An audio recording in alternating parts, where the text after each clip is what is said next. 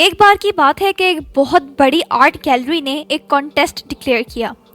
उसमें उन्होंने अनाउंस किया कि जो भी पेंटर पीस को डिपिक्ट करने वाली वर्ल्ड की सबसे अच्छी पेंटिंग बनाएगा उसको $10 मिलियन का इनाम मिलेगा। ये बात पूरी दुनिया में फैल गई और हज़ारों पेंटर्स ने अपनी अपनी पेंटिंग्स भेजी इस कॉन्टेस्ट में पार्टिसिपेट करने के लिए। इन हज़ारों पेंटिंग्स में से जो इन कॉन्टेस्ट के जजेस थे, इन्होंने फाइनली 100 पेंटिंग्स को शॉर्टलिस्ट किया और इन 100 पेंटिंग्स की एक एग्जीबिशन लगाई। इस एग्जीबिशन में इन सारे पेंटर्स को तो इनवाइट किया ही किया, लेकिन साथ ही साथ मीडिया वाले भी बैठे हुए थे और मीडिया वालों के पीछे हज़ारों लोगों की भीड़ जमा थी, क्योंकि प्राइस अमाउंट इतना बड़ा था कि सबको इंटरेस्ट था ये जानने में कि कौन जीतेगा, कि वो पेंटिंग कैसी होगी और कौन वो पेंटर होगा जिसको इतना बड़ा अमाउंट मिलेगा। फाइनली वो दिन आ ही गया। वहाँ पर सारी पेंटिंग्स देखने लायक थी और एक से बढ़कर एक थी। इसमें से कुछ पेंटिंग ऐसी थी जिन पर सबसे ज़्यादा भीड़ थी। जैसे एक पेंटिंग थी जहाँ पर बिल्कुल साफ पानी की नदी बह रही थी और उसके पीछे कुछ पहाड़ थे जिनके ऊपर बर्फ़ जमी हुई थी और पीछे से सनराइज हो रहा था। एक और पेंटिंग थी जहाँ पर पेंटर ने डिपिक्ट किया था पीस को फुल मूनलाइट के थ्रू, यानी कि बिल्कुल पीसफुल लेक थी जिसका पानी बिल्कुल स्टिल था, इतना स्टिल कि उसके अंदर आप रिफ्लेक्शन देख सकते थे आसपास में जो भी कुछ था उसका, बिल्कुल एक मिरर की तरह।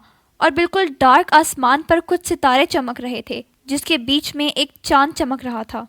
इसके अलावा एक पेंटिंग थी जिसमें सफ़ेद बादल थे और बिल्कुल नीला आसमान था, हरी हरी घास थी।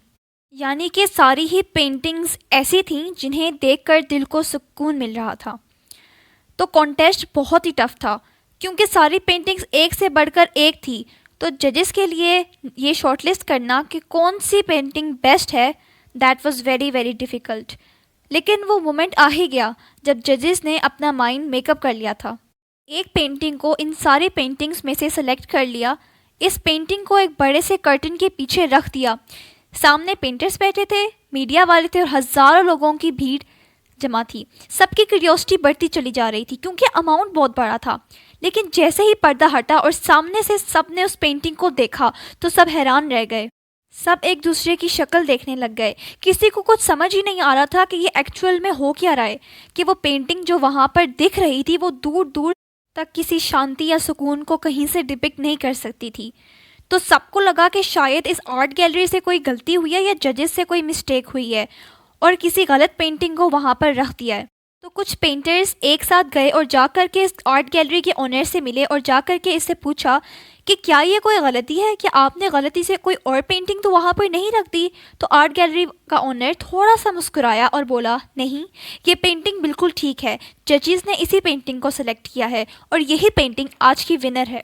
सारे पेंटर्स ये बात सुनकर गुस्से से भर गए और सबने मिलकर रिवॉर्ड कर दिया और सारे मीडिया वाले अपनी अपनी जगह से खड़े हुए और भागते हुए गए इस आर्ट गैलरी के ओनर के पास और अपने अपने माइक्स इसके मुंह के आगे कर दिए। अगेन वो जो आर्ट गैलरी का ओनर था वो हल्का सा मुस्कुराया और बोला, मुझे कुछ बोलने से पहले एक बार इस पेंटिंग को ध्यान से देखें, थोड़ा पास से देखें, शायद आपको कुछ ऐसा नज़र आए जो दूर से नज़र नहीं आ रहा। क्योंकि आप लोगों ने एक चीज़ तो देख ली कि इस पेंटिंग में आंधी है, तूफान है, चारों तरफ सब कुछ तहस नहस हो रहा है, आसमान में बिजली चमक रही है और काले बादल गरज रहे हैं। ये सब कुछ तो आपने देख लिया है, लेकिन एक चीज़ नहीं देखी कि इस पेंटिंग में एक घर भी है। इस घर में एक छोटी सी खिड़की है जहाँ पर एक आदमी खड़ा हुआ है। ध्यान से जाकर के देखिए, वो जो आदमी खड़ा है और बाहर देख रहा है उसको, इसके चेहरे पर कोई डर नहीं है बल्कि हल्की सी मुस्कान है, एक ठहराव है, एक सुकून है। और यही है सुकून का असली मतलब। नहीं, सुकून का असली मतलब ये नहीं है कि हर तरफ सुकून है और फिर हम पुरसुकून हो, क्योंकि सब कुछ टेम्परेरी है।